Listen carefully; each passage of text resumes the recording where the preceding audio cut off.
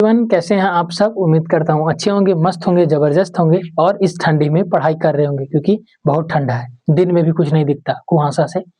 तो आज ये एसएससी जीडी 2026 को आगे बढ़ाते हुए हिंदी का जो चैप्टर हम पढ़ रहे थे उसको हम आगे बढ़ाते हुए हम ये तैयारी कर रहे हैं। आज चैप्टर पढ़ेंगे कारक की। संज्ञा का विकारात्मक रूप 3 कौन कौन? लिंग, वचन, कारक। लिंग पढ़ लिया, वचन पढ़ लिया, आज ये तीसरा टाइप है कारक, है ना। तो आज हम पढ़ेंगे कारक। कारक से भी बड़ी सवाल रहता है जीडी में, करेगा ना, कर्ता ने, कर्म को, करण से, हाँ उसी को कारक कहते हैं। तो चलिए शुरू करते हैं हिंदी का नेक्स्ट चैप्टर जो कारक, जो जीडी के एग्जाम के लिए बहुत ही इंपॉर्टेंट है ना। कारक यहाँ पे है जी, कारक जरूर होगा जी। यहाँ पे लिंग वचन कारक है ना। तो चलिए शुरू करते हैं। पहला है कारक। कारक किसे कहते हैं? कारक शुरू करेंगे आज कि कारक किसे कहते हैं। कारक यानी कि संज्ञा का तो विकारात्मक रूप हो गया, ये तो आपको पता होगा, है ना। संज्ञा का विकारक कौन कौन? 3 से लिंग, वचन, कारक, 3 को होता है ना विकारात्मक रूप, तो 3 हो गया। तो ये तो विकारात्मक रूप है, लेकिन इसकी परिभाषा क्या लिखेंगे? तो इसकी परिभाषा लिखेंगे कि संज्ञा या सर्वनाम का वह रूप, संज्ञा या सर्वनाम का वह रूप जो क्रिया से संबंध बताए, जो क्रिया से संबंध बताए, यानी कि उससे संबंध बताए कि कर्ता यानी कि काम करने वाला, कर्म यानी कि उससे जस्ट काम, जो काम को कर रहा है, वो सब देखेंगे आगे। तो इसकी पहले इसमें परिभाषा लिखेंगे। तो क्या लिखेंगे कि इसकी परिभाषा लिखते हैं। हालांकि ये तो आपको पता है कि ये संज्ञा का विकारक है। ये क्या है? ये संज्ञा का विकारक है, ये तो आपको पता है। विकारक बोलिए या फिर विकारात्मक बोलिए, विकारात्मक, है ना। इसकी पढ़ेंगे हम क्या? परिभाषा। परिभाषा, परिभाषा क्या लिखेंगे कि परिभाषा क्या लिखेंगे? संज्ञा या सर्वनाम का वह रूप, हालांकि ये संज्ञा सर्वनाम से रिलेटेड ही है। संज्ञा या सर्वनाम, संज्ञा या सर्वनाम का वह रूप, का वह रूप जो क्रिया से संबंध बताए, क्रिया का संबंध बताए, क्रिया से नहीं, क्रिया का संबंध बताए, क्रिया का संबंध बताए, उसी को तो हम कहेंगे कारक, उसे कारक कहते हैं, उसे कारक कहते हैं, कारक कहते हैं। तो ये कारक की परिभाषा समझ में आ गई कि संज्ञा सर्वनाम का वह रूप जो किसी का, जो क्रिया यानी कि क्रिया का रूप बताता है, क्रिया का संबंध बताता है कि किससे क्या संबंध है ना। अब कारक के प्रकार भी होंगे, कितने क्या होते हैं वो देखते हैं आगे कि कारक के प्रकार कितने होते हैं। तो कारक के आप सबको पता है कि 8 होते हैं, लेकिन एक मिनट, एक शॉकिंग न्यूज आपके लिए। एक हिंदी के बहुत बड़े ज्ञानी, बहुत बड़े लेखक, बहुत बड़े विद्वान जो कह सकते हैं हम, आचार्य किशोरीदास वाजपेयी, उनका जो नाम है आचार्य किशोरीदास वाजपेयी, आचार्य, हालांकि ये आगे क्वेश्चन में भी मिलेगा आपको, किशोरीदास वाजपेयी। इनके अनुसार से ना, इनके अनुसार से हिंदी में जो है 6 ही है। हालांकि हिंदी में कारकों की संख्या 8 होती है, लेकिन इनके अनुसार से 6 है। वो 6 कौन कौन से है? तो जो लास्ट वाला जो 2 होता है उसको छोड़कर बाकी 6 है। कौन कौन से? ये पढ़ते हैं। जैसे हिंदी में अब यहाँ पे कारक के प्रकार कितने होते हैं? तो हिंदी में होते हैं 8, हिंदी में होते हैं, हिंदी में यहाँ पे डायरेक्ट लिख देते हैं हिंदी, इसके प्रकार कितने होते हैं? 0, 8 हिंदी के अनुसार, वो तो आप समझ गए होंगे। लेकिन आप लिखेंगे यहाँ पे कौन कौन से होते हैं। जैसे यहाँ पे लिखिए पहले कारक, यहाँ पे लिखेंगे कारक, कारक, उसके बाद लिखेंगे यहाँ पे उसका चिन्ह, चिन्ह ना, कारक चिन्ह, चिन्ह को ही विभक्ति बोलते हैं, ये भी आप याद रखिएगा, चिन्ह को विभक्ति बोलते हैं। और उसके बाद लिखेंगे इसका अर्थ यानी कि संबंध, इसमें क्या इसका अर्थ बताता है, यानी कि संबंध क्या बताता है, ठीक है। तो इसको ऐसे करके लिख लीजिए। पहला है कर्ता कारक, पहला क्या है? कर्ता, कर्ता कारक, कर्ता कारक, कर्ता कारक, यहाँ पे ऐसे लाइन खींच देते हैं तब आपको आसानी से क्लियर होगा। कर्ता कारक, इसका चिन्ह क्या होता है? कर्ता ने, कर्ता ने यानी कि कर्ता ने, ठीक। उसके बाद इसमें क्या संबंध बताता है, तो कर्ता ने जो काम करता है, कर्ता यानी कि काम करने वाला, तो कर्ता जो काम करने वाला यानी कि जो काम करता है वो काम करने वाला, काम करने वाला। नेक्स्ट अगर दूसरा देखेंगे तो कर्ता के बाद कौन आएगा, कर्म। कर्म, कारक कारक बाद में नहीं लिखेंगे, बार बार नहीं लिखेंगे। तो कर्ता ने कर्म को, इसका संबंध क्या होगा, तो वो था काम करने वाला, लेकिन जिस पर काम किया जाए यानी कि जो जिस पर काम का प्रभाव डाला जाए वो होता है, यानी कि कर्म जो जिस पर काम, ऐसे लिखेंगे कि इसका अर्थ हो गया जिस पर काम, यानी कि या फिर कार्य का, काम लिख देते कार्य नहीं, जिस पर कार्य काम का प्रभाव हो।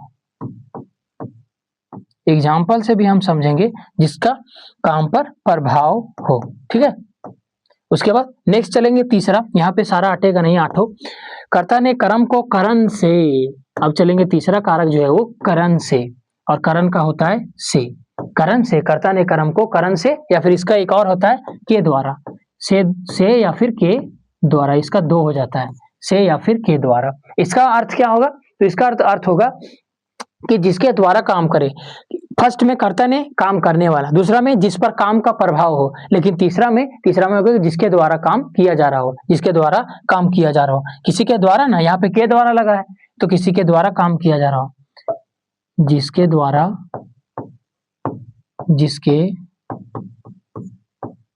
जिसके द्वारा काम किया जाए, काम किया जाए, ठीक।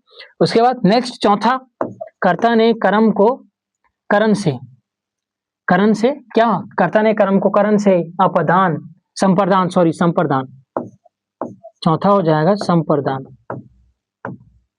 कर्ता ने कर्म को करण से संप्रदान के लिए, यहाँ इसका चिन्ह हो जाएगा संप्रदान के लिए, संप्रदान के लिए, और इसका अर्थ हो जाएगा किसी के अलगाव के बारे में, जिसके लिए हम क्रिया की जाए, जिससे संप्रदान के लिए, यानी कि कर्ता ने कर्म को करण से संप्रदान के लिए, यहाँ पे कॉमा नहीं होगा, के लिए दोनों साथी है ना, तो कॉमा नहीं होगा, के लिए, यानी कि इसका हो जाएगा कर्ता ने कर्म को करण से संप्रदान के लिए, इसका अर्थ क्या हो जाएगा, के लिए, यानी कि किसी के लिए हम काम करते हैं, किसी के लिए काम करते हैं, तो संप्रदान के लिए, जिसके लिए क्रिया की जाए, जिसके लिए क्रिया की जाए।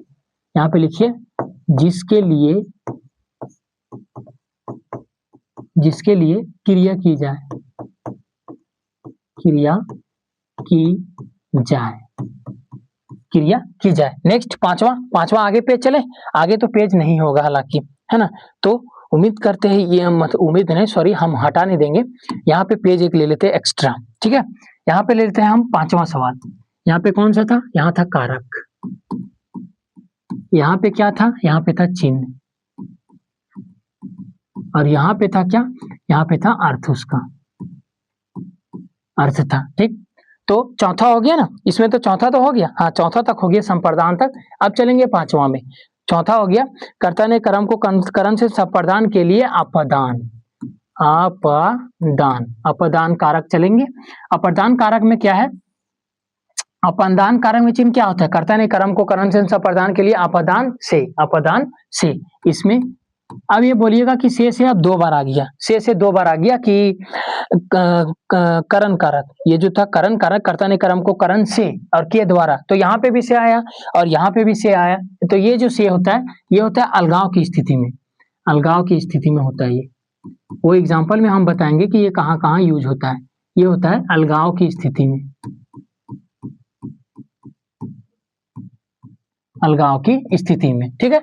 उसके बाद छठा में कौन सा हो जाएगा जी, छठा में कर्ता ने कर्म को करण से संप्रदान के लिए अपदान से संबंध का के की नाने नहीं बोला, संबंध कारक, यहाँ पे कारक का छूट गया, संबंध कारक, संबंध क्या होगा, तो इसका 3 हो जाएगा, कौन कौन सा, का, के, की, जो संबंध के बारे में बताए, ना, ने, नी, फिर रा, रे, री, बहुत कुछ होता है ना, तो जो संबंध के बारे में बताए, ये क्या होता है, जिससे किसी का संबंध के बारे में हो,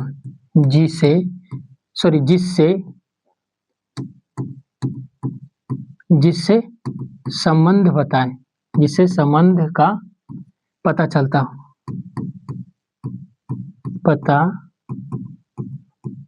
हो, जिससे संबंध का पता चलता है। सातवां, अपदार्थ से संबंध काके की नानेरी। उसके बाद अपादान के बाद अधिकरण। सातवां है अधिकरण, अधिकरण कारक। अधिकरण का चिन्ह क्या होगा? अपदान से संबंध काके की नानेरी, अधिकरण में पर। इसका होता है में और पर। ये जो चिन्ह है ना, वो आपके उदाहरण में मिलेंगे, आपको देखने को मिलेंगे। और इसका अर्थ क्या हो जाएगा? तो किसी के आधार पर है, किसी के आधार पर, किसी के आधार या फिर क्रिया का आधार कह लीजिए, है ना, क्रिया का आधार,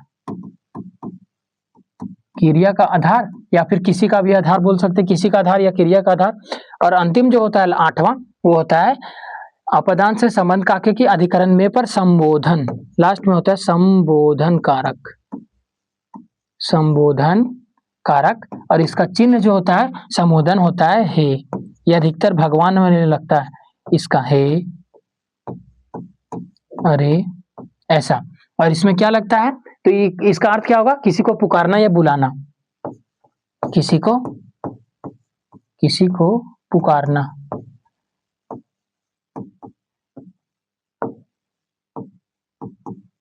किसी को पुकारना या फिर बुलाना, किसी को पुकारना या फिर बुलाना। तो ये होते हैं हमारे 8 कारक। कौन कौन से? कर्ता कारक, कर्म कारक, करण कारण, संप्रदान कारक, अपदान कारक, संबंध कारक, अधिकरण कारक, संबोधन कारक। तो हम जो यहाँ पे बोले थे कि आचार्य किशोरी वाजपेयी दास के अनुसार से 6 कारक होते हैं, तो बस ये 4 और यहाँ पे से 2, और ये दोनों जो काउंट नहीं करते हैं मैं हिंदी में, वो उतना हमको जानकारी नहीं कि ये दोनों पता नहीं क्यों करते, लेकिन यहाँ से पता है कि पहला से लेकर छठा तक संबंध कारक तक वो यूज करते हैं, मतलब उनके अनुसार से कारक 6 होते हैं, अधिकरण और संबोधन नहीं होते। लाइन चल गया, थोड़ा वोल्टेज कम हो गया। तो हम अब ये सबको एक एक करके पढ़ेंगे। कर्ता कारक, कर्म कारक, करण कारण, संप्रदान कारक, अपदान कारक, संबंध कारक। यहाँ पे देखते देखते आपको यहाँ हो जाएगा, रटने का जरूरत नहीं है। अधिकरण कारक और संबोधन कारक, सबका हम एग्जाम्पल के तौर पर समझेंगे, है ना। तो चलते हैं पहला क्या है? कर्ता कारक। पहला जो है वो करता है। करता क्या है? कर्ता कारक, यानी कि कोई काम करने वाला। इसका अर्थ क्या है? काम करने वाला। और इसका ये विभक्ति क्या है? तो इसका विभक्ति है कर्ता ने। इसमें क्या लगाएगा? ने। इसमें क्या लगा हुआ? ने लगा हुआ मिलेगा, ने लगा हुआ मिलेगा। आइए देखते हैं इसका परिभाषा लिखेंगे तो क्या लेंगे? जिससे किसी के द्वारा कार्य किया जाए या फिर क्रिया के द्वारा काम किया जाए, है। जिससे, यहाँ पे लिखेंगे इसका परिभाषा कि जिससे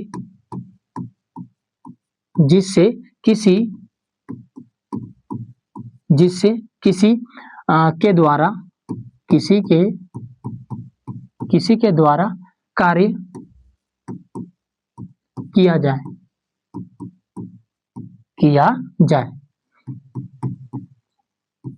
उसी को कहते हैं हम कर्ता कारक। जिसे किसी के द्वारा कार्य किया जाए। जैसे हमने एग्जाम्पल में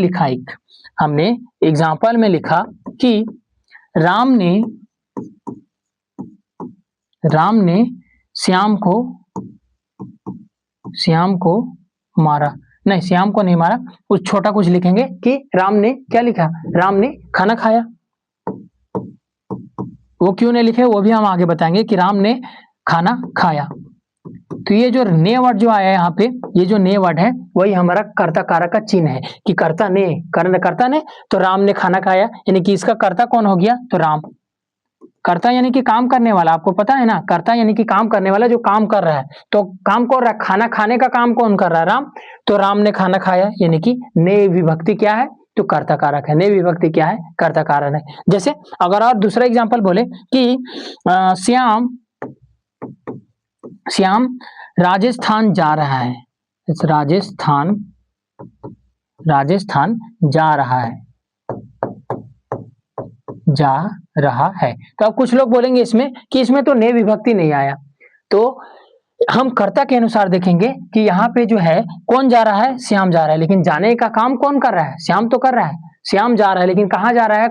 कहाँ जा रहा है वो नहीं, कौन जा रहा है? तो श्याम जा रहा है, यानी कि वो कर्ता तो यही है ना, कर्ता तो यही है, और काम कौन कर रहा है जाने का? श्याम कर रहा है, यानी कि यही जो है कर्ता कारक है। कर्ता कारक है, ने मिले या ना मिले। हालांकि जो ये ने वर्ड है वो इसका पहचानने का एक ट्रिक है कि कर्ता के साथ ने लगा हुआ मिलेगा और कर्ता के तुरंत बाद आएगा। ये क्रिया जो विभक्ति है कर्ता के तुरंत बाद आएगा, काम करने वाले के तुरंत बाद। जैसे राम काम करने वाला, उसके बाद तुरंत विभक्ति, और श्याम तुरंत करने वाला, उसके बाद विभक्ति। राजस्थान जा रहा है, कहाँ जा रहा है? राजस्थान, लेकिन जा कौन रहा है? श्याम, यानी कि श्याम जा रहा है, तो वो हो जाएगा कर्ता कारक। कर्ता कारक बस कुछ नहीं था, जिससे किसी के द्वारा काम किया जाए, जिससे किसी के द्वारा काम किया जाए उसी को हम कहते हैं कर्ता कारक, है ना, उसी को कहते हैं हम कर्ता कारक। नेक्स्ट चलेंगे दूसरा कर्म कारक। बस छोटा छोटा सा टॉपिक है, ज्यादा हिचकी हड़बड़ाहट नहीं है इसमें। इसकी विभक्ति क्या होगी? तो इसकी कर्ता ने कर्म को, इसमें को लगा दीजिए विभक्ति, इसको को से हम पहचान सकते हैं। जैसे इसकी अगर परिभाषा, इसकी परिभाषा क्या लिखेंगे? जिसके द्वारा काम किया जाता है ना, वाक्य में किसी के द्वारा काम किया जाता, जिसमें किसी के द्वारा, किसी के द्वारा, वहां पे क्या लिखे थे हम कि जिससे किसी के द्वारा कार्य किया जाए, लेकिन इसमें लिखेंगे जिसमें किसी के द्वारा कार्य किया नहीं जाए, कर्ता के द्वारा कार्य होने का बोध हो, जिसमें किसी, हाँ जिसमें किसी तो सही लिखा था, जिसमें किसी कर्ता के द्वारा कार्य करने का बोध हो, कार्य करने का बोध हो, कार्य करने का बोध हो, उसी को हम कहते हैं क्या? कर्म कारक। उसी को कहते हैं क्या? कर्म कारक। कर्ता ने कर्म को, इसकी विभक्ति क्या है? को, और इसकी परिभाषा क्या हुई कि जिससे किसी कर्ता के द्वारा काम किया जा सके, जिससे किसी कर्ता के द्वारा काम किया जा सके। जैसे मैंने एक एग्जांपल में लिख रहा हूं आपके पास कि अभी जो को वाला लिखा था ना एग्जांपल, वो इसमें समझ में आएगा। जैसे राम ने, यहाँ पे एग्जांपल एक लिखिए कि राम ने श्याम को चांटा मारा। लीजिए, चांटा मारा। तो राम ने श्याम को किसका मारा? क्या मारा? तो चांटा मारा। राम ने श्याम को क्या मारा? अब बोलेंगे इसमें ने भी आया, तो क्या कर्ता कारक नहीं होगा? नहीं, क्योंकि हम उसके विभक्ति से पहचान सकते हैं उसका आधार, यानी कि किसी कर्ता के द्वारा कार्य किया जा रहा है, कर्ता के द्वारा। तो राम ने किसको मारा? श्याम को। किसको मारा? श्याम को। राम के द्वारा भले काम किया जा रहा है, लेकिन किसको? अगर बगल वाला आदमी रहेगा, नहीं रहेगा, तो किसको मारेगा? हवा में तो नहीं बजाएगा, है ना। तो राम ने किसको मारा? श्याम को, यानी कि उसका जो कर्ता के द्वारा जो काम किया जा रहा है वो श्याम है, यानी उसके बाद ही विभक्ति लगेगा, कर्ता के बाद तुरंत विभक्ति लगेगा को। तो कर्म कारक का विभक्ति हुआ तो को, यानी कि राम ने श्याम को चांटा मारा। तुरंत इसकी परिभाषा वही ना, किसी कर्ता के द्वारा कार्य करने का बोध हो, जिसमें किसी कर्ता के द्वारा कार्य करने का बोध हो। तो राम ने कार्य क्या किया? श्याम को मारा। किसको मारा? श्याम को। इस पे जोर डालिए ये वर्ड पर कि किसको मारा? श्याम को मारा। किसको मारा? श्याम को मारा, यानी कि श्याम को जो है वो कर्म कारक है। किसी पे अगर जोर डाल के बात कर रहे हैं तो, जैसे माँ ने बच्चों को खाना खिलाया। एग्जाम्पल दूसरा लिखिए कि माँ ने बच्चों को खाना खिलाया। तो किसे खिलाया? बच्चों को। माँ ने बच्चों को खाना खिलाया।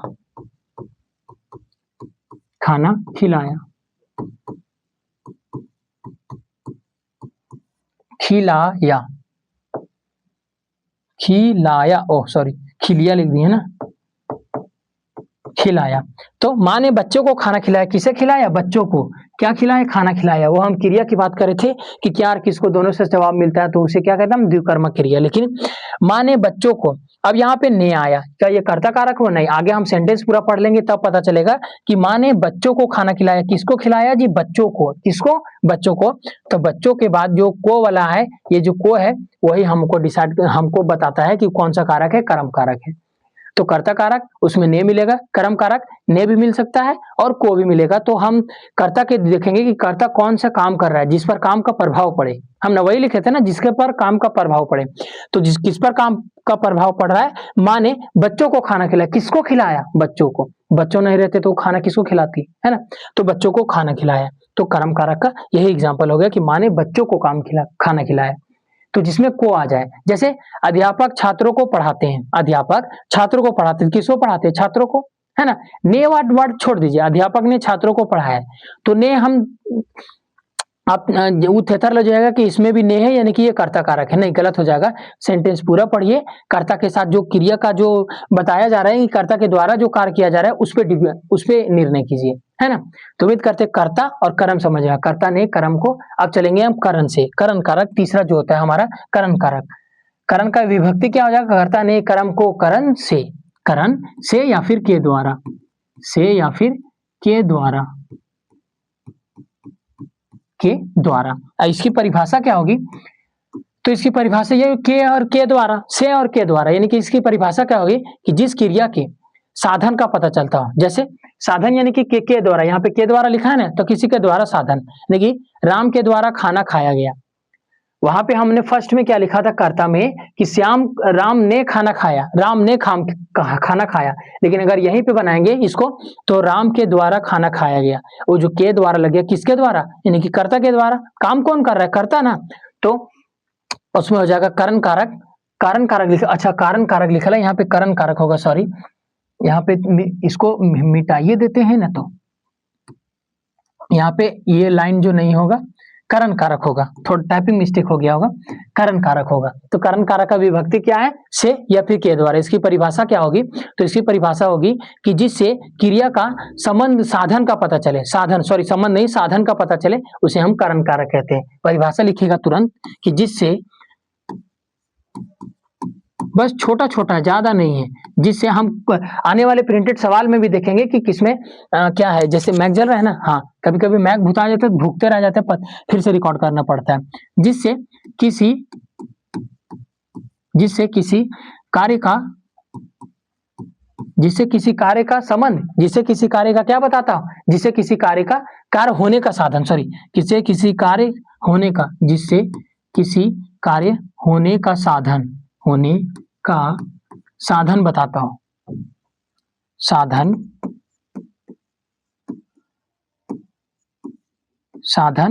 जिसे किसी कार्य होने का साधन बताता हूं, उसी को हम कहते हैं क्या, करण कारक, उसी को कहते हैं हम करण कारक। कारक का विभक्ति क्या है, से के द्वारा, ये नहीं भूलिएगा, से और के द्वारा।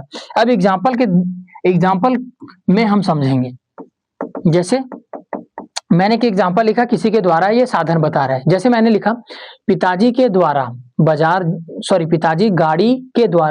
जाते हैं, पिताजी गाड़ी के द्वारा बाजार जाते हैं। तो पिताजी किससे जाते हैं, गाड़ी के द्वारा। गाड़ी क्या है उनके लिए, साधन है। हम गाड़ी लिए घर में किस लिए, बाजार आने जाने करने के लिए, तो गाड़ी हमारा साधन है ना। गांव समाज में बोलते हैं ना कि हमारे गड़िए गोड़ हाथ को, जहां जाइयो गड़िए से, हमारे गड़िए गोड़ हाथ को, यानी कि हमारे लिए गाड़िए ही सब कुछ है, जहां जाते उसी से बहुत काम देता है हमारा। तो गाड़ी, यानी कि एग्जाम्पल में क्या लिखेंगे, पिताजी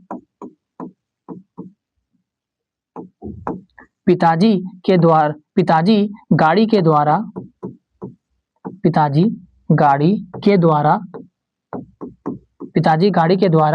बाजार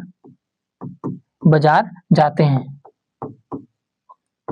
पिताजी गाड़ी के द्वारा बाजार जाते हैं। तो साधन क्या है, गाड़ी है, किसके साधन तो वही ना हमारा, किसी कार्य का होने का साधन बताता हो, किसके द्वारा, गाड़ी के द्वारा। तो ये जो के द्वारा वर्ड आया, यानी कि वो करण कारक हो गया। अब के द्वारा ही खाली आएगा, से कहाँ यूज होगा, से भी यूज होगा। जैसे दूसरा एग्जाम्पल देखेंगे कि दूसरा एग्जाम्पल क्या लिखे, जो कि से जैसा रिलेटेड हो ना, के द्वारा तो हो गया कि किसी के साधन के बारे में बताए। जैसे से बताएंगे कि कुछ एग्जाम्पल बताइए आप, हम बताते हैं राम ने, हम एग्जाम्पल बना रहे हैं कि राम ने फल को पत्थर से मारा, राम ने फल को पत्थर से मारा। हाँ, राम ने फल को पत्थर से मारा, किससे मारा, पत्थर से मारा, किससे मारा, पत्थर से मारा। यानी कि उसका जो आम जो फल झाड़ना, बगीचा में फल झाड़ रहा था, उसका साधन क्या था, पत्थर से, पत्थर नहीं रहता तो किसी और चीज से झाड़ता, लकड़ी उकड़ी से, लब्दा उब्दा से, है ना। तो राम ने फल को पत्थर से झाड़ा, किससे झाड़ा, पत्थर से झाड़ा, मारा, तो आम तुरंत गिर गया। यानी कि कोई चीज हो इसमें से और के द्वारा लगाओ, यानी कि जिसमें साधन की बात करे, है ना। जैसे माँ ने चाकुओं से सब्जी काटी, माँ ने चाकुओं से घर में जो गुंडे घुसे थे उसको काट दिया, मार दिया। तो किसी चीज का साधन हो, चाकू से फल काटना, चाकू से सब्जी काटना, पत्थर से आम झाड़ना, कटहल झाड़ना, है ना, गाड़ी के द्वारा बाजार जाना, ऑफिस जाना, स्कूल जाना, मार्केट जाना, कहीं भी जाना है, तो जिसमें किसी चीज के साधन के बारे में बात हो उसी को हम कहते हैं करण कारक। ये भी समझ में आ गए हो करण कारक। कर्ता ने कर्म को करण से, अब आगे क्या चलेंगे, आगे चलेंगे संप्रदान के लिए।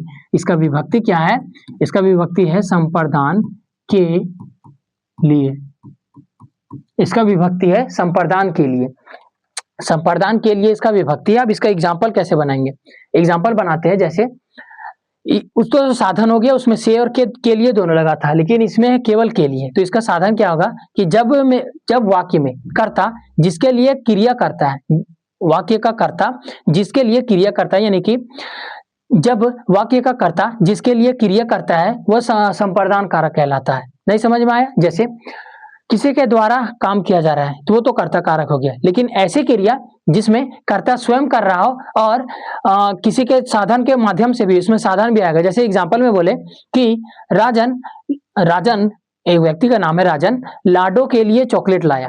किसके लिए लाया, लाडो के लिए, लेकिन उसमें कर्ता कौन हुआ, काम करने वाला राजन हुआ, काम करने वाला राजन हुआ, लेकिन किसके लिए लाया, चॉकलेट किसके लिए लाया, लाडो के लिए लाया, लाडो के लिए लाया। तो वही जो इसका विभक्ति है ना के लिए, उससे हम एग्जाम से मतलब एग्जाम्पल में डिफाइन कर सकते हैं कि किसके लिए लाया, यानी कि संप्रदान के लिए संप्रदान का विभक्ति होता है के लिए, तो किसके लिए लाया, संप्रदान के लिए लाया। तो इसकी परिभाषा भी वही होगी कि जिस वाक्य में कर्ता, जिस वाक्य में लिखिएगा यहाँ पे कि जिस वाक्य में कर्ता, जिस वाक्य में कर्ता क्रिया, जिस वाक्य में कर्ता यानी कि जिस वाक्य में कर्ता क्रिया के लिए कार्य करता हूं, क्रिया के लिए, सिंपल से लिखिए, क्रिया के लिए कार्य करता हूं, कार्य करता हूं। एग्जाम्पल में समझेंगे आप बेहतर तरीके से। जैसे मैंने कि यहाँ पे एग्जाम्पल लिखा, मैंने एग्जाम्पल लिखा कि राम ने सीता के लिए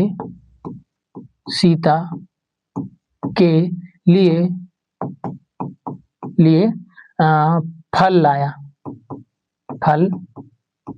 लाया। तो राम ने, यहाँ पे कर्ता कौन हो गया, ये हो गया हमारा कर्ता जो काम कर रहा है, राम हो गया कर्ता, किसके लिए लाया, तो सीता के लिए लाया। तो सीता वर्ड पहले आ गई, हमने बोला ना क्रिया के पहले कर्ता के बाद विभक्ति आएगा, तो कारक सीता है, उसके बाद विभक्ति आया, तो सीता के लिए, किसके लिए, सीता के लिए। राम तो लाया, ये तो काम करने वाला हो गया, लेकिन कर्ता जो क्रिया के लिए आना चाहिए, यानी कि क्रिया कौन हुआ इसका, तो किसके लिए लाया, सीता के लिए लाया, यानी कि इसका विभक्ति हो गया के लिए, यानी कि राम ने सीता के लिए, किसी के लिए जो काम करता हो, किसी के लिए जो काम करता वो किस में आता है, संप्रदान कारक में आता हो, जो किसी के लिए कार्य करता हो। जैसे प्यासों को जल देना चाहिए, प्यासों को जल देना चाहिए, जैसे एग्जाम्पल में, तो प्यासों को क्या देना चाहिए, जल देना चाहिए। यहाँ पर प्यासों को जल देना चाहिए, अब को इसमें आएगा, प्यासों को जल देना चाहिए, किसको देना चाहिए, प्यासों को जल देना चाहिए। इसमें एक चीज नोट करके लिखिएगा कि जो चीज किसी को हमेशा के लिए दे दी जाए और दोबारा नहीं मांगा जाए तो वो हमेशा किस में आता है, संप्रदान कारक में आता है।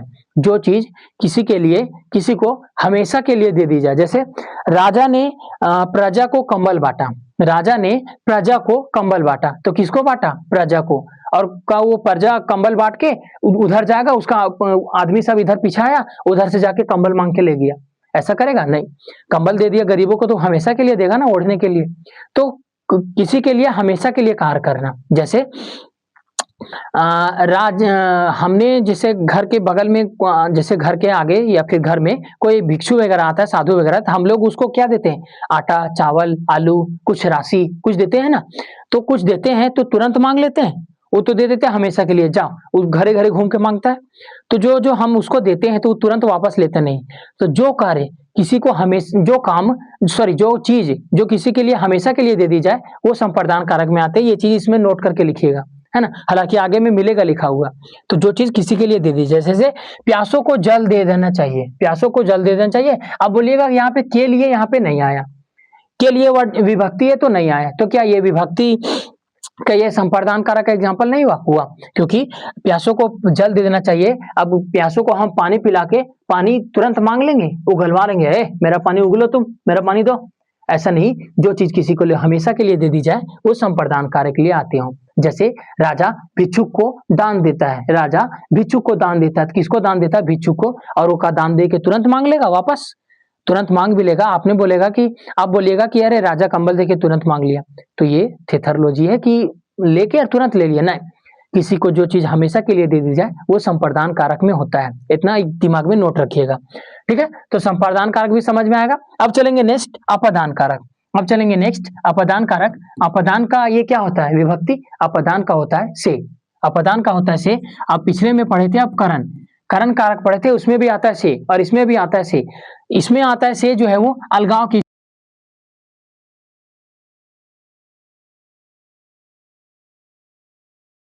स्थिति में,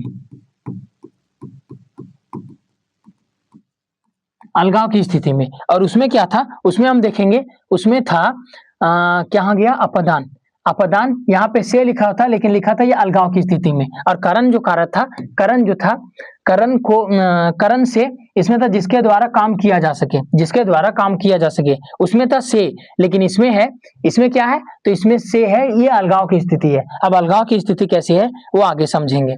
अलगाव की स्थिति कैसे है वो, है ना, अलगाव की स्थिति कैसे है वो एग्जाम्पल में समझेंगे। अगर इसकी परिभाषा लिखें तो क्या होगा?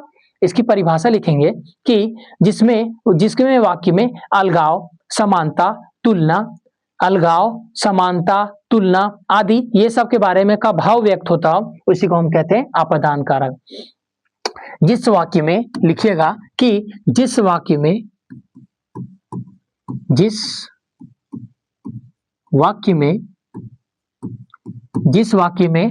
अलगाव, समानता, और अलगाव हो गया, समानता हो गया, डर, तुलना, किसी से हम तुलना भी कर सकते हैं इसमें, तुलना, डर आदि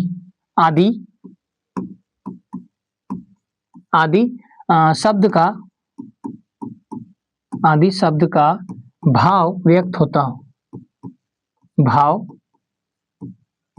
आदि शब्द का भाव व्यक्त होता है, सॉरी होता हो है नहीं। तो अपदान कारक का परिभाषा क्या है? जिस वाक्य में अलगाव, समानता, तुलना, डर आदि शब्द का भाव व्यक्त होता है उसे क्या कहते हैं? हम अपदान कारक कहते हैं। उसे क्या कहते हैं? हम अपदान कारक कहते हैं। अब थोड़ा सा एग्जांपल में देखेंगे कि अपदान कारक इसमें अलगाव कैसे होगा, इसमें अलगाव कैसे होगा। जैसे मैंने कहा बच्चे बस से स्कूल जाते हैं, बच्चे बस से स्कूल जाते हैं, तो से आया, हाँ से आ गया। अब बच्चे बस से स्कूल कैसे जाएंगे? तो बच्चे अपने घर के पास है, उसके बाद घर से कहाँ गए? स्कूल। घर से स्कूल जाने के लिए उनका साधन क्या था? बस। तो अलग हो गए बच्चे कि नहीं? अलगाव हुआ कि नहीं? क्योंकि बच्चे अभी यहाँ थे, यहाँ से गए स्कूल, यानी कि यहाँ से तुरंत उठ गए, यानी कि वो जो शिफ्ट हुए दूसरी जगह से शिफ्ट हो गए। यानी कि मेरा कहने का मतलब कि यहाँ से बच्चे वहां गए किसके साधन से? तो बस के साधन से। और किससे गए? बस से गए। यानी कि यहाँ पे अलगाव की स्थिति पैदा हो रही है कि बच्चे किससे गए स्कूल? बस से, टेम्पू से, गाड़ी से।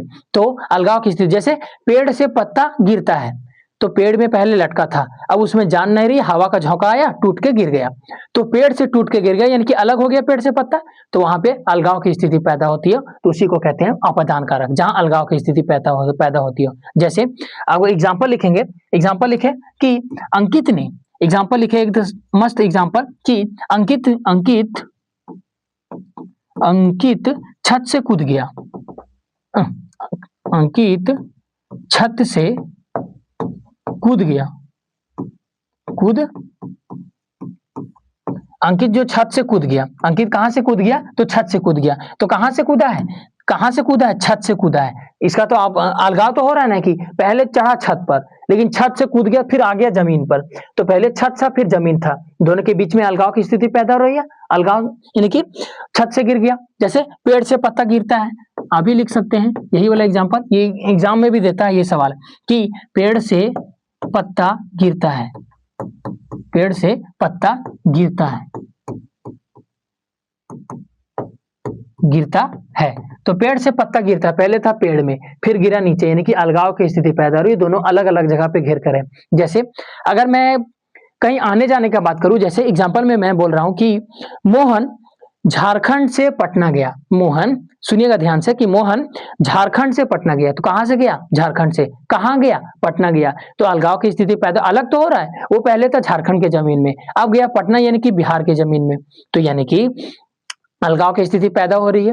वो अगर साधन की बात करें तो वो उसमें था, किसमें? जिसमें क्रिया की साधन होती है, कि उसमें क्या कहते हैं, अभी आपने पढ़ा था, कर्ता ने कर्म को करण से, करण जो होती है वो क्रिया का साधन बताती है। लेकिन यहाँ पे है पेड़ से पत्ता गिरता है। मोहन मोहन मोहन लिखते हैं रांची से, ठीक है, रांची से पटना गया, रांची से पटना गया। तो मोहन कहां से कहां गया? तो पहले था रांची में, अब गया पटना में। तो उसके बीच में जो से लगा, यानी कि विभक्ति है जो कर्ता के तुरंत बाद आता है। रांची से पटना गया, कहां से गया? रांची से। तो पहले था रांची में, अब गया पटना, यानी कि जिसमें अलगाव की स्थिति पैदा करे उसको कहते हैं अपदान कारक, उसको कहते हैं अपदान कारक। अब आएगा नेक्स्ट जो है, छठा जो आएगा वो संबंध कारक आएगा। अब जो है वो नेक्स्ट संबंध कारक आया। संबंध में इसमें होता है क्या क्या? तो इसमें होता है का, के, की, का, के, की, फिर होता है ना, ना, ने, नी, फिर होता है रा, रे, री।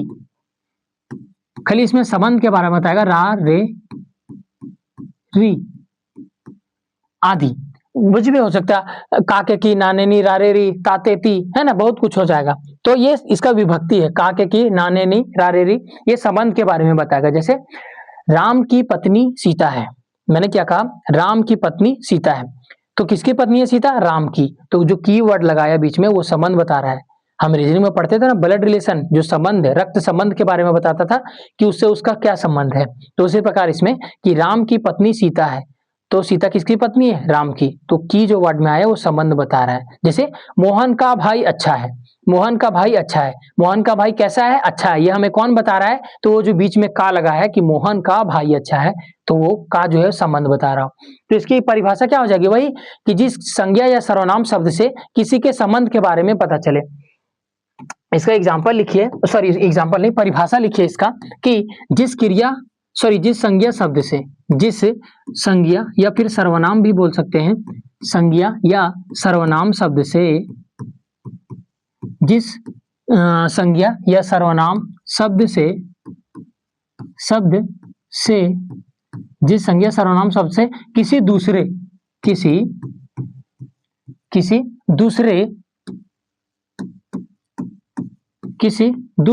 संज्ञा या सर्वनाम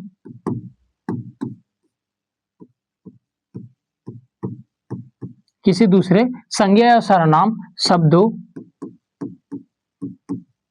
कि जिस संज्ञा सर्वनाम शब्द से किसी दूसरे संज्ञा सर्वनाम शब्दों का संबंध बताता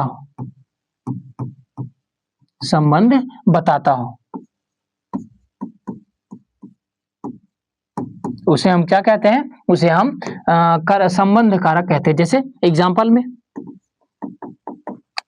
राम की पत्नी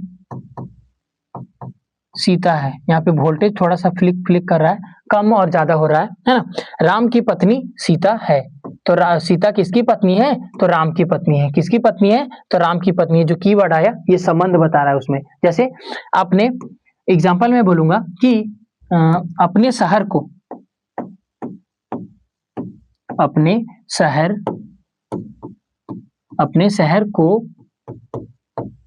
स्वच्छ रखो, यानी कि साफ सुथरा रखो, स्वच्छ रखो, अपने शहर को स्वच्छ रख दो। किसको रखो? शहर को। तो का जो आया ये बीच में संबंध बता रहा है कि अपने स्वर को, शहर को कैसा रखना है? एकदम साफ और सुथरा रखना है। तो ये बीच में संबंध बता रहा है कि कैसा रखना है? साफ और सुथरा रखना है। राम की पत्नी सीता है, अपने शहर को स्वच्छ रखो।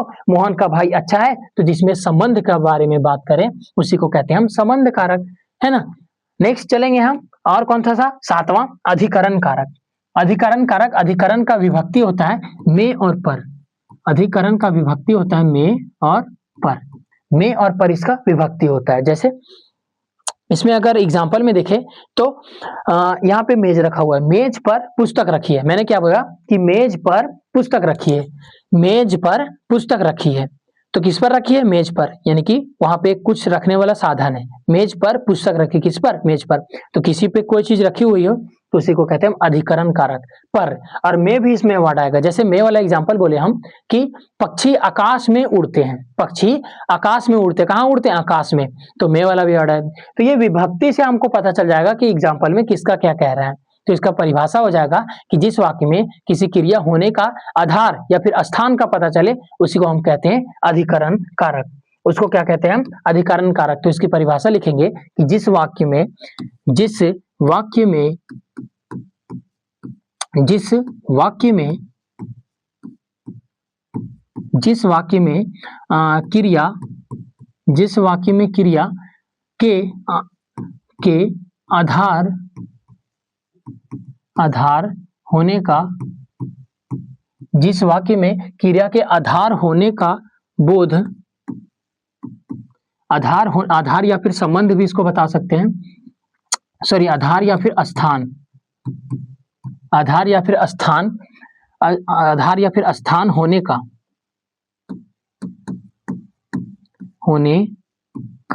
बोध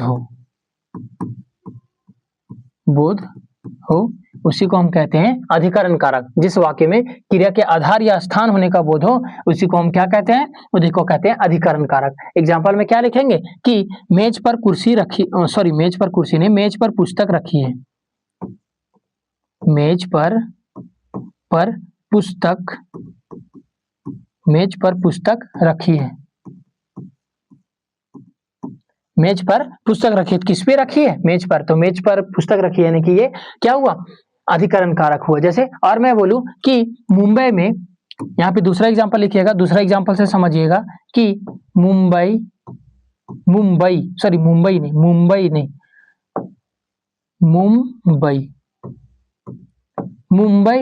में ताजमहल है मुंबई में ना, मुंबई में तो ताज होटल है। हाँ, मुंबई में ताज होटल है। ताजमहल कहाँ है? जल्दी बताइए कमेंट में। मुंबई में ताज होटल है। तो कहाँ पे है? मुंबई में। ये किसी का जगह या स्थान बता रहा है ना, आधार बता रहा है या फिर स्थान बता रहा है। आधार यानी कि किस पे रखे गई, ये पुस्तक किस पे रखे गई है? मेज पर, यानी कि वो आधार है उसका। और स्थान कहाँ पे? तो मुंबई में ताज होटल है। तो उसका स्थान कहाँ है? तो मुंबई में है। ताज होटल कहाँ है? मुंबई में। तो स्थान बता रहा है। तो में और पर की विभक्ति जिसमें आती है उसको अधिकरण कारक कहते हैं। और वो स्थान, किसी चीज का आधार या फिर स्थान बताता है। जैसे पक्षी आकाश में उड़ते हैं, तो कहाँ उड़ते हैं? आकाश में। यानी कि उसका स्थान, सॉरी उसका आधार क्या बता रहा है, सॉरी उसका स्थान क्या बता रहा है कि आकाश में उड़ते हैं। नीचे जमीन पर तो उड़ते नहीं, आकाश में उड़ते हैं। तो अधिकरण कारक भी हो गया। नेक्स्ट और अंतिम है संबोधन कारक। संबोधन में आज मजा आएगा पढ़ने में। संबोधन किसको कहते हैं? इसमें इसका विभक्ति होता है हे, होता है हे, और इसके नीचे जहां भी देख लिए कि इसके नीचे ये साइन लगा हुआ है, ये साइन, इसको पता नहीं इंग्लिश में कहते क्या कहते हैं, हमको पता नहीं। हिंदी में विभक्ति, यानी कि इसमें हिंदी, जो हिंदी शब्द में लास्ट में ये वाला पॉइंट दिख गया वो समझ जाने, आंख बंद करके मार देना कि वो संबोधन कारक है, वो संबोधन कारक है। और संबोधक मतलब किसी को बुलाना, पुकारना, है ना। तो हे आ जाएगा इसमें, फिर अरे आ जाएगा, फिर आजी आ जाएगा, आजी भी आ जाएगा। आजी सुनते हो, 1 केजी आलू भी लेते आना, हाँ वो वाला आजी। तो तो इसका परिभाषा क्या हो जाएगा संबोधन का? तो किसी को संबोधन कर रहे हैं हम, यानी कि किसी को बुला रहे हैं जो जिस शब्द से किसी दूसरे को संबोधित करने तथा सावधान करने के लिए बोध होता हो। संबोधित करने या फिर सावधान करने भी इसमें बोल सकते हैं कि जिस शब्द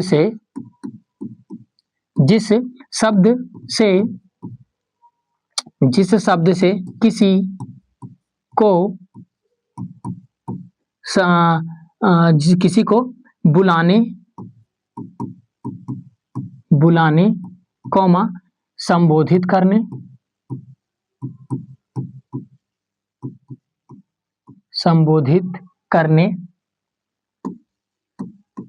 जिस शब्द से किसी को बुलाने या फिर संबोधित करने या फिर और संबोधित करने, बुलाने या फिर और क्या बोल सकते हैं, सावधान करने। सावधान हो जाओ भगवान आ रहे हैं। सावधान करने का बोध होता हो।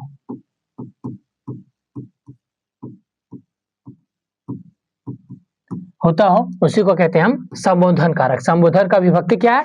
हे, अरे, अजी। इसमें एक मस्त एक तो इसमें ट्रिक है क्या कि जिसके लास्ट में ये साइन लगा हो, है ना, उसमें जो है संबोधन कारक होगा। जैसे एग्जाम्पल में लिखेंगे हम कि सबसे इंपॉर्टेंट अजी के बाद में ये साइन लगा हुआ रहेगा। अजी सुनते हो?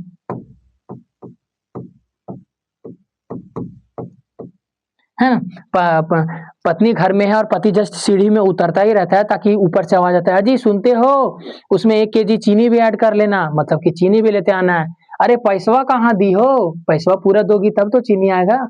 ऐसा तो अजी सुनते हो किसी को पुकार रहे हैं, यानी कि किसी को हम बुला रहे हैं और सावधान करेंगे कि और इसमें भगवान वाला भी वर्ड है। जैसे हे भगवान मुझ पर कृपा करो।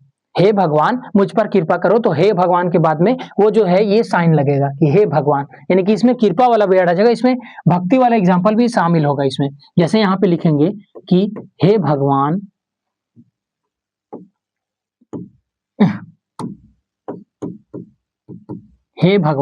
मुझ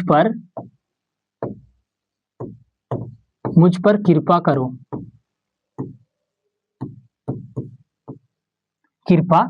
करो। तो भगवान मुझ पर कृपा करेंगे, मुझ पर कृपा बरसाएंगे, है ना।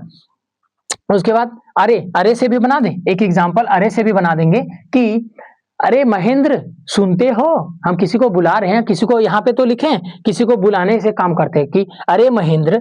जैसे हम यहाँ पे एग्जाम्पल लिखेंगे अरे, यहाँ पे एक्सक्लेमर लगा देंगे कि अरे महेंद्र, या फिर कुछ भी बोल सकते हैं किसी का भी नाम।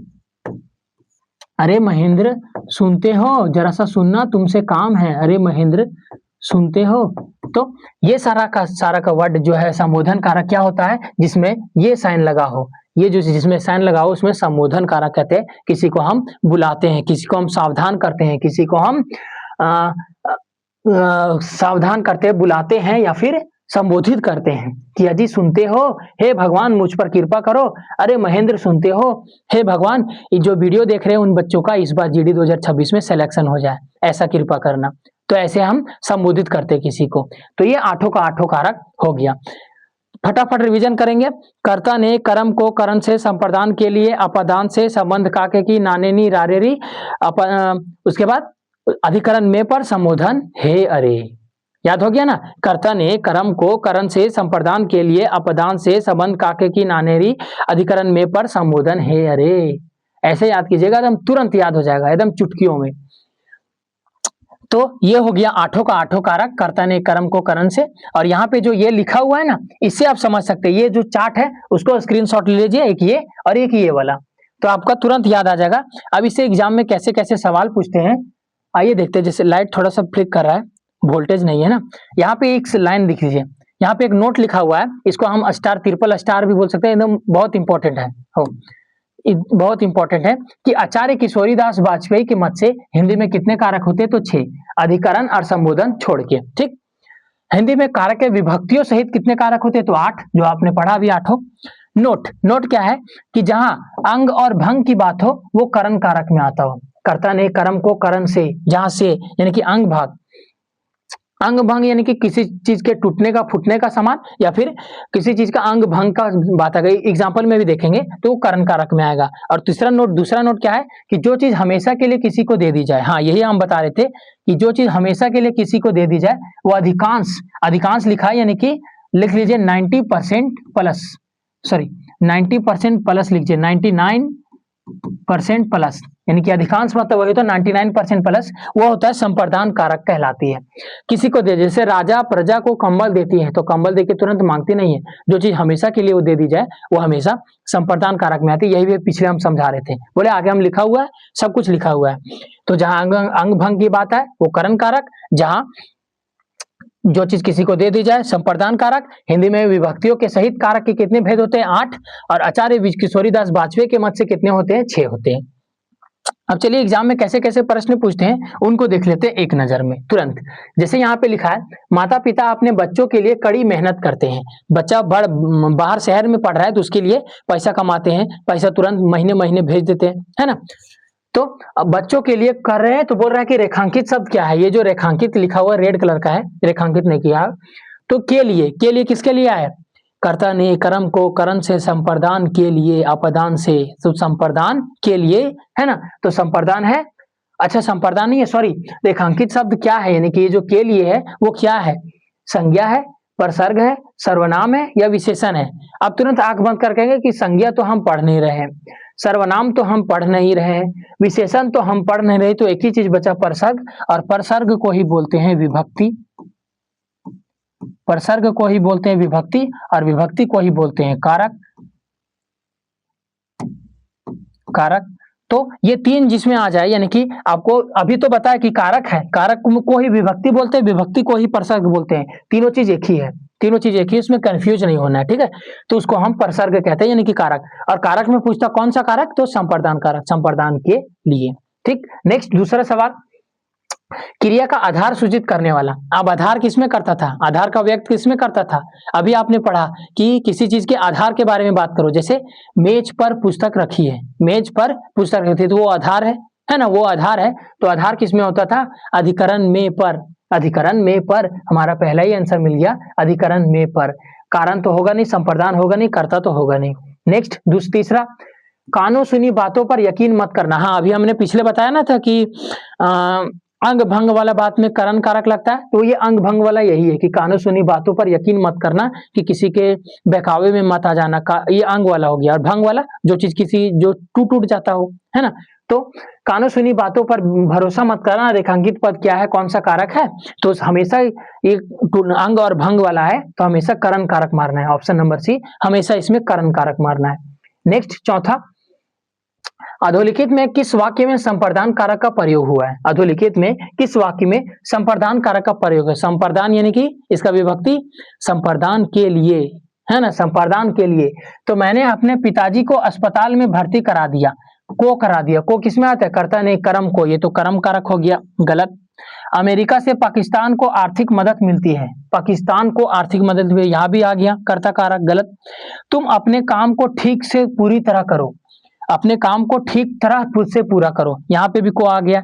अब 3 लफ्ज काट दिया मैंने। और चौथा है, लेखक आजकल उपन्यास लिखने में व्यस्त है, लेखक आजकल उपन्यास लिखने में व्यस्त है, यानी कि इसमें क्या है? तो संप्रदान कारक है, और संप्रदान का विभक्ति होता है के लिए। आप बोलेंगे कि इसमें के लिए तो किसी में आया नहीं, हाय रब्बा, तो क्या ये गलत है कि के लिए किसी में नहीं आया कि तुम अपने काम को ठीक तरह से पूरा करो? और लेखक आजकल उपन्यास लिखने में व्यस्त है, किसमें व्यस्त है? उपन्यास लिखने में व्यस्त है। तो संप्रदान के लिए यानी कि किसी चीज के लिए, यानी कि हमारा आंसर तो डी होगा, क्योंकि ये तीनों जो है वो एक जैसा है, को यानी कि तीनों जो है वो कर्म कारक है, कर्ता ने कर्म को, यानी कि ये तीनों कर्म कारक है। तो हमारा एक ही ऑप्शन बचेगा डी, लेखक आजकल उपन्यास लिखने में व्यस्त है। अब बोलेंगे के लिए नहीं आया, तो कभी कभी विभक्ति आता भी है और कभी कभी नहीं भी आता है। तो संप्रदान हम एग्जाम्पल में से विकल्प है ना, उससे हम छाटेंगे कि कौन सा होता है। तो ये हो गया चौथा। नेक्स्ट पांचवा, निम्नलिखित में से अपदान कारक का प्रयोग किस वाक्य में नहीं हुआ है? ये चीज ध्यान रखिएगा कि किस वाक्य में नहीं हुआ है। जैसे अपदान मतलब अपदान कारक, कर्ता ने कर्म को करण से संप्रदान के लिए अपदान से, अपदान से यानी कि अलगाव की स्थिति में, अपदान से अलगाव की स्थिति में। यमुना नदी हिमालय से निकलती है, कहाँ से निकलती है? हिमालय से, और कहाँ गिरती है? बंगाल की खाड़ी में, है ना। तो यमुना नदी हिमालय से निकलती है, कहाँ से? हिमालय से। तो ये हो सकता है। बिल्ली छत से कूदी, हाँ ये हो सकता है। पिताजी कार से गए थे, ये हो सकता है। वह चूहे से डरता है, किससे डरता है? चूहे से। तो इसमें क्या आएगा? अपदान से, है ना, अपदान से, लेकिन उसमें अलगाव की स्थिति रहनी चाहिए, यानी कि एक जगह से दूसरे जगह जाना चाहिए। जैसे यमुना नदी हिमालय से निकलती है, तो हिमालय से निकल के हिमालय में तो नहीं रहती है, आगे भी बढ़ती है, तो ये तो होगा नहीं। कि बिल्ली छत से कूदी, ये भी अलगाव का स्थिति है, क्योंकि पेड़ से पत्ता गिरता है, आदमी छत से कूदता है, तो अलगाव की स्थिति है, ये भी नहीं होगा। तीसरा, पिताजी कार से गए, पिताजी किससे गए? कार से गए। तो कार से गए उसका साधन है, उनका साधन है किससे जाना? कार से जाना। तो ये हो जाएगा हमारा, इसको हम कहेंगे क्या? करण कारक। करण से होता है ना, तो इसको हम कहेंगे करण कारक। तो हमारा यही आंसर हो जाएगा कि अपदान कारक का प्रयोग नहीं हुआ है, तो इसमें तो करण कारक का प्रयोग हुआ है। और बाकी वह चूहा से डरता है, तो ये भी नहीं होगा, ये भी अलगाव की स्थिति पैदा करता है। तो हमारा आंसर यही होगा कि पिताजी कार से गए और उनका वो साधन है जाना, तो हो जाएगा वो करण कारक। जहां पे साधन की बात आए, करण कारक। नेक्स्ट छठा सवाल, कोई व्यक्ति या वस्तु जिस आधार से अलग होती हो या फिर दूर होती हो, उस आधार में कौन सा कारक प्रयुक्त होता है? कोई व्यक्ति या फिर वस्तु जिस आधार से अलग होती हो या फिर दूर होती है, किसी चीज से अलग होना, किसी चीज से अलग होना या किसी चीज से दूर होना, तो वो क्या होगा? तो किसी चीज से अलग होना, कोई व्यक्ति या वस्तु जिससे अलग होती हो या फिर किसी से दूर जाती हो। संप्रदान के लिए, अपदान में पर, समन काके की नाने रही, तो समन तो होगा नहीं। करण कारक, करण करता नहीं, कर्म को, कर्म तो भी होगा, करण नहीं होगा। अब दो ऑप्शन बचा हमारे पास, तो ध्यान से पढ़ेंगे कि कोई व्यक्ति या वस्तु जिस आधार से अलग होती हो या फिर दूर जाते हो, या फिर अलगाव की स्थिति पैदा होती है, यानी कि दूर जाते हो, तो संप्रदान के लिए अपदान से, संप्रदान के लिए अपदान से, अपदान में अलगाव की स्थिति पैदा होती हो ना, तो अपदान से अलगाव की स्थिति पैदा होती है, और ये दूर जाते हो, तो हमारा यही आंसर होगा बी नंबर, कि अपदान कारक होगा इसका। हमारा यही तो आंसर होगा कि कोई व्यक्ति या वस्तु जिस आधार से अलग होती हो या फिर दूर जाती हो, तो अपदान से, किससे? वो गाड़ी से दूर गया, है ना, तो गाड़ी से दूर गया यानी यहां से वहां गया, तो इसकी में अलगाव की स्थिति है, यानी कि ऑप्शन नंबर बी इसका करेक्ट होगा। नेक्स्ट सातवां, बच्चे बस से पाठशाला जाते हैं, बस से किससे जाते हैं? बस से जाते हैं, तो इसमें बताइए कि करण कारक होगा या फिर अपदान होगा? करण से, अपदान से, दोनों में तो से आता है, लेकिन क्या होगा इसमें? बच्चे यहां से वहां गए, अलगाव की स्थिति पैदा हुई, बच्चे पहले घर में थे फिर स्कूल गए, यानी कि घर से स्कूल गए, यानी कि अपदान कारक। इसमें क्या होगा? तो इसमें अपदान कारक होगा। कर्ता ने कर्म को करण से, तो करण से, तो करण में अलगाव की स्थिति पैदा नहीं होती है। कर्ता ने कर्म को करण से, संप्रदान के लिए अपदान से, संप्रदान के लिए अपदान से, तो बच्चे बस से पाठशाला गए, यानी से किस में आया? तो अलगाव की स्थिति किस में पैदा हो रही है? बच्चे से, बस से, यानी कि ऑप्शन नंबर इसका सी। नेक्स्ट आठवां, यह ताले की चाबी है, या ताले की चाबी है, कौन सा कारक है? यह ताले की चाबी है, किसकी चाबी है? ताले की चाबी है। अगर ताले की चाबी है तो इसको क्या बोलेंगे? तो ताले की चाबी को क्या बोलेंगे? चाबी जो है होती है वो तालों के लिए होती है। अगर इसको एक भाषा में लिखे तो चाबी किसके लिए होती है? तालों के लिए होती है ना। चाबी जो होती है तालों के लिए, खोलने के लिए होती है। अब के लिए किस में आता है? अब तो ये विभक्ति मिल गया, तो के लिए किसके लिए आता है? कर्ता ने कर्म को करण से, संप्रदान के लिए, संप्रदान के लिए, ऑप्शन नंबर सी, संप्रदान के लिए। नेक्स्ट नौवां सवाल, अरे भगवान मेरी रक्षा करो, ये गलत लिखवा है क्योंकि हम अपने से बड़े, आपसे तो आखिर भगवान बड़े ना, संबोधन करें ना उनको, तो अरे भगवान मेरी रक्षा करो, अरे नहीं होगा, हे भगवान होगा। यहाँ पे टाइपिंग एरर हो गया होगा, यहाँ पे होगा हे भगवान, हे भगवान मेरी रक्षा करो। वाक्य शुद्धि हेतु रेखांकित स्थान पर उचित विकल्प क्या होगा? अरे हाँ, ये तो सही लिखा होता, सॉरी, हम क्वेश्चन पूरा पढ़वे नहीं कर रहे, हम वहीं सुधार दिए। यहाँ पे बोला है कि अरे भगवान मेरी रक्षा करो, वाक्य सिद्धि हेतु रेखांकित स्थान का उचित कारक क्या होगा? इसमें मतलब इसको ठीक करके और लिखना है। यहाँ पे ये रेखांकित है, तो अरे की जगह क्या होगा? तो अरे की जगह हमने पहले ही बता दिया, हे होगा, कि हे भगवान मेरी रक्षा करो, है ना। नेक्स्ट 10वां, करण खाने बीच मिठाई लाया। करण खाने बीच मिठाई लाया, यानी कि हम लोग खाना खाने बैठे हैं और बीच में मिठाई लेकर आया। तो उपयुक्त वाक्य में कारक संबंधी त्रुटि पहचान कर निम्नलिखित में से शुद्ध वाक्य पहचानिए कि शुद्ध कौन सा होगा। करण खाने बीच मिठाई लाया, और विकल्प पढ़ के देख लेते हैं कि करण खाने साथ मिठाई लाया, खाने साथ कि खाने के साथ के रहता तब शूट करता। करण खाने की मिठाई लाया ना, करण खाने बाद मिठाई लाया, करण खाने के लिए, हाँ ये सटीक बैठा कि करण खाने के लिए मिठाई लाया, यानी कि इसका ऑप्शन नंबर डी सही होगा भी नहीं। या हालांकि प्रीवियस क्वेश्चन भी है, पूछा हुआ है एसएससीजीडी एग्जाम में। तो करण खाने के बीच मिठाई, खाने यहाँ पे के लगा हुआ रहता तो हमारे ये सब विकल्प देता नहीं, क्योंकि ये के लगाने के बाद तुरंत सही हो जाएगा। तो हमारा इसका ठीक है, त्रुटि पहचान कर इसको सही कैसे किए, करण खाने के लिए मिठाई लाया। तो उम्मीद करते हैं कि ये जो आज का सेशन है वो आपको पसंद आया होगा। नहीं पसंद नहीं है, अभी एक और क्वेश्चन है, इसको आप होमवर्क समझ लीजिए। चलिए मैंने आपको ये दे दिया होमवर्क, इसमें को इसका जवाब जो है आपको कमेंट में देना है कि छुट्टियों में सभी बच्चों का अपनी मम्मी पापा के साथ घूमने जाने का कार्यक्रम बना लिया था। छुट्टियों में सभी बच्चों अपने मम्मी पापा के साथ घूमने जाने का कार्यक्रम बना लिया था। इसमें छांटना है कि कहाँ गलत है, कि दिए गए वाक्य में प्रयुक्त गलत विभक्ति चिन्ह के साथ सही विभक्ति चिन्ह होगा, यानी कि गलत विभक्ति काट के और सही लगाना। ये आपके पास 4 विकल्प है, ये आप कमेंट में जरूर बताइएगा। तो उम्मीद करते हैं कि आज का जो सेशन है, ये जो कारक चैप्टर है, लिंग भी पढ़ लिया, वचन भी पढ़ लिया, ये जो कारक चैप्टर है वो आपको आसानी से समझ में आ गया। एक बार और रिवीजन करेंगे। कर्ता ने कर्म को करण से संप्रदान के लिए अपादान से संबंध काके की नानेरी रारेरी अधिकरण में पर और संबोधन हे अरे। तो ये याद कर लिए तो कारक से आपका एक भी सवाल गलत नहीं होगा।